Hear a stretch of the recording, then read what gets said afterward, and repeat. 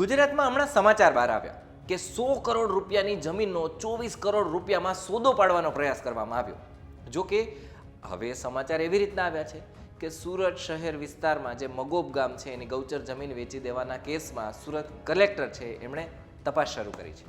આ જમીનના 24 કરોડના દસ્તાવેજો થયા એની કાચી નોંધ પણ રદ કરી દેવામાં આવી છે.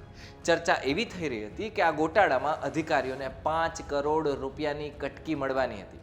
હવે કલેક્ટર આ તપાસ ચલાવશે, પણ મોટા માથાઓની વાત કરીએ, ચાહે ગાંધીનગરમાં હોય કે સુરતમાં હોય, એના નામ આવશે કે પછી હર વખતની જે મોટી માછલીઓ બચી જાય છે એવી જ રીતના થશે, એ આપણે ગુજરાતને જોવાનું રહેશે. વિસ્તારે વાત કરીએ. નમસ્કાર, વાઇબ્સ ઓફ ઇન્ડિયા સાથે હું સમીર. વાત કરીએ ગાયોની જમીન છીનવી લેવાના કરોડોના સોદા વિશે. આખી વાત જાણે એમ છે કે સુરત શહેર વિસ્તારમાં ગૌચરનું કૌભાંડ સામે આવ્યું. અધિકારી અને જમીન માફિયા આ બંનેની ભાઈબંધીઓ પાછી જેવી તેવી નહીં, અને એના કારણે સુરતના પૂણા તાલુકાના મગોબ ગામમાં ગૌચરની જમીન પચાવી પાડવાનો પ્રયાસ થયો.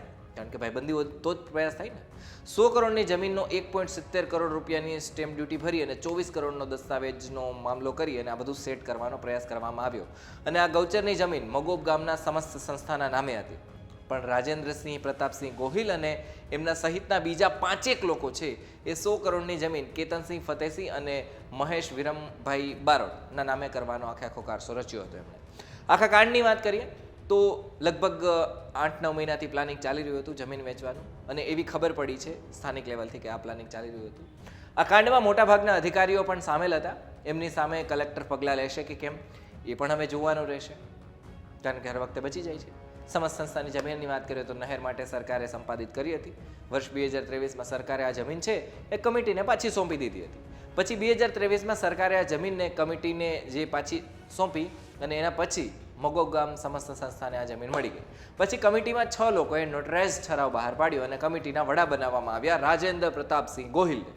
હવે આ રાજેન્દ્ર પ્રતાપસિંહ ગોહિલ મામલે અમે તપાસ કરી રહ્યા છીએ. કોણ છે, શું કરે છે, જે વિગતો સામે આવશે ત્યારે એ વિગતો પણ ગુજરાતને જણાવીશું કે કોણ છે આ માણસ જેણે સરકારને મામું રમાડવાનો પ્રયાસ કર્યો. અમે સરકારને હવે ખબર છે કે નહીં એ તો જોવાનું રહેશે. પછી આ મામલો છાપામાં આવ્યો અને સરકારે કાર્યવાહી કરી. છાપામાં આવ્યો પછી હવે કૌભાંડનો મામલો જો મીડિયા બહાર ન લાવે તો પછી ક્યારના આ જમીન માફિયા છે એના ઉપર ચડી બેઠા હોય.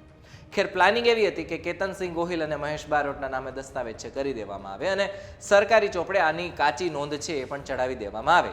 જો કે પછી મામલો ગુજરાતની સામે આવ્યો, છાપામાં આવ્યો અને કાચી નોંધ રદ કરી દેવામાં આવી છે. હવે રહી સરકારની 100 કરોડની જમીન છે એ ખોટી રીતના જમીન માફિયાઓના હાથમાં જતી બચાવી લેવામાં આવી છે.